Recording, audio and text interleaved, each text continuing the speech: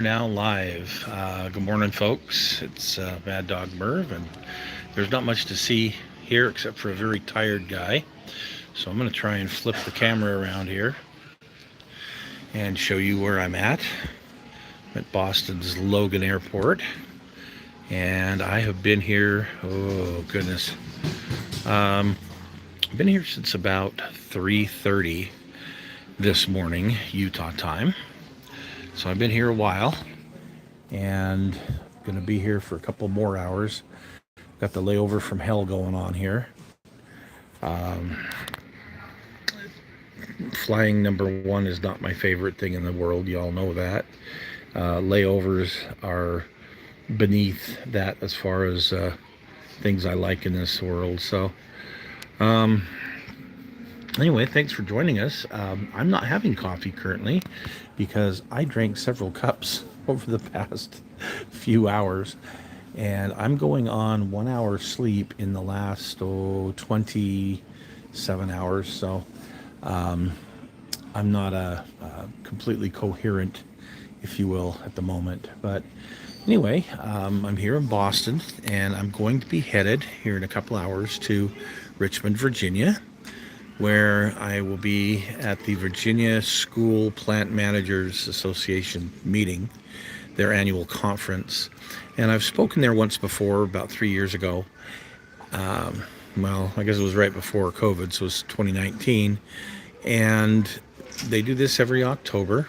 They've invited me back to speak at a session, about an hour-long session on Tuesday. I was also supposed to be joining the EPA in a session that they were going to be doing. However, thanks to the wonderful government shutdown, that's the problem with working for the EPA. Your employer is a real jerk. You know, they canceled their travel. So unfortunately, my friends at the EPA won't be making it to the conference, and I won't be joining them for their session to help out. So, but Richmond, Virginia is a very beautiful place this time of year. What's funny is I haven't been to Boston since 1976. Hey, Chris, how are you, buddy? Hope everything's going well down there where you are. We, just as I left Utah, we had a real cold front move in, and all my decorations out front, my alien spaceship that you guys haven't seen yet, blew over, and all my aliens looked like they'd been on a drunken bender. They're just kind of falling all over the yard.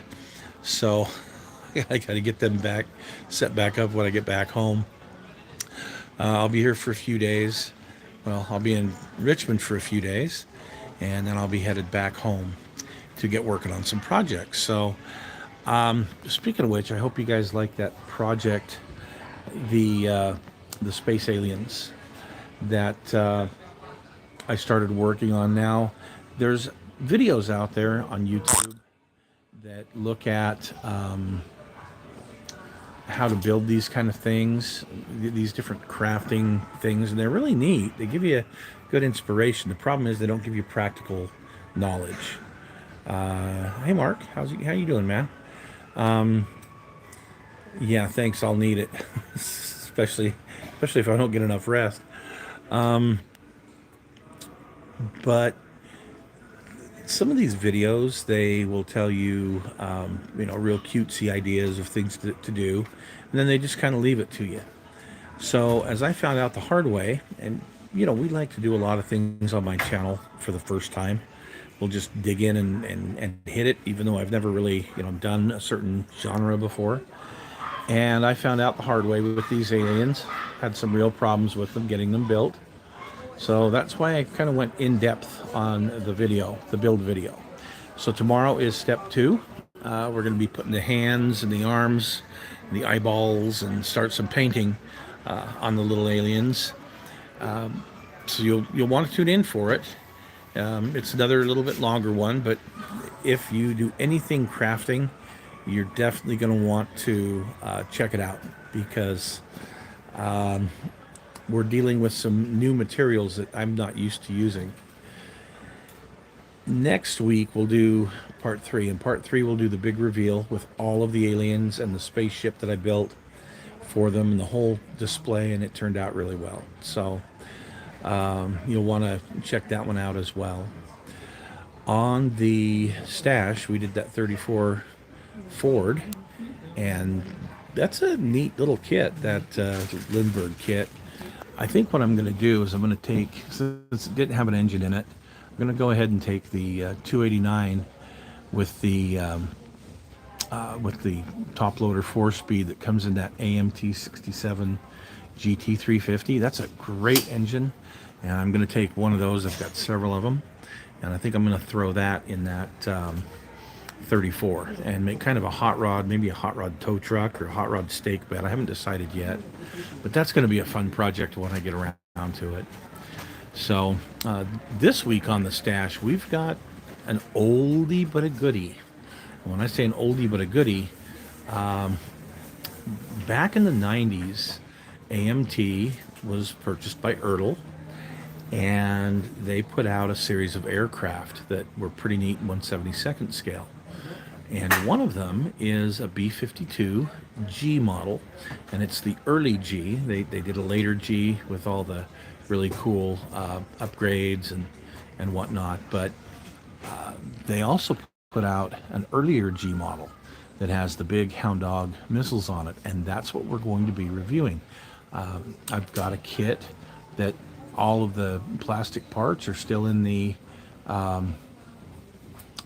bags, so that's pretty neat. And we're going to be looking at that one on Thursday this week, so you might want to check that one out. On the bench this week, I'm pretty proud to say that I got a lot of work done on this tank that I've been working on. And you guys have heard me talk about the Mutant 6 before. In fact, earlier this year we did the turret for the Mutant 6, for the M6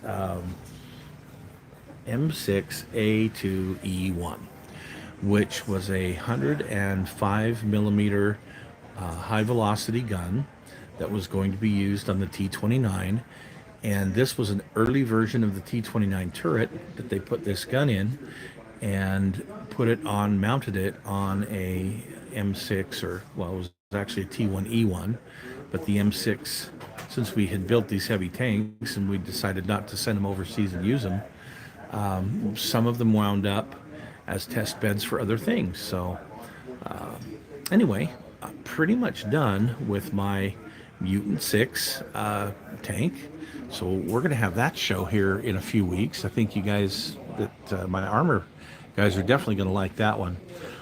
But I'm still not done with it. Even though it's done as far as an M6 goes, for Halloween, I'm going to dress it up like the, I think it's called the Bog Monster, or the Bog Creature, something like that. Anyway, it's one of the Halloween tanks from the game World of Tanks. So I'm excited to get that thing done probably this upcoming week. We'll see how it goes, but that's going to be fun when we put that show out. That one I've been looking forward to doing for a couple of years now. So things are moving along good for all the Halloween stuff that I'm trying to get done. Haven't done any more work on the skeleton and the painting. I'm still looking for the proper painting to have him pop out of, but we'll get it done. We'll get him done before Halloween. I'm confident that we will do that. So anyway, guys, I didn't want to keep you too long today because, well, for one thing, I'm absolutely beat. You can see this. This is just yeah. I've just like not had very much sleep, but it's been a good trip so far, and I'm excited. I'm excited because it helps to make a difference. At least I feel it does. The keynote speaker at this conference I'm going to is the CEO of a security company, and he will be talking about the Uvalde, Texas school massacre and the lessons that were learned from what happened there. to try and help keep other kids safe in schools. So, this is a pretty cool conference as far as learning about things that we can do to help keep schools safe, not just as far as secure from weirdos, but also safe from some of the toxic and nasty chemicals that have been used in the past that can cause things like asthma. So it's a pretty big deal, and I'm excited to be presenting alongside some real heavy hitters in the industrial hygiene arena. So it's going to be a fun time, I'm sure. All right, guys, I'm going to let you go. You guys go have some good coffee. I'm going to go try and get a quick nap before the flight shows up and we have to board. We will see you tomorrow for part 2 of putting those little aliens together, and they're going to really take shape tomorrow, trust me. And then we'll see for the AMT Ertl B52 review on Thursday. And then I will be back outside the doghouse, I think, next Sunday. So, okay, guys, see you later. Have a great week.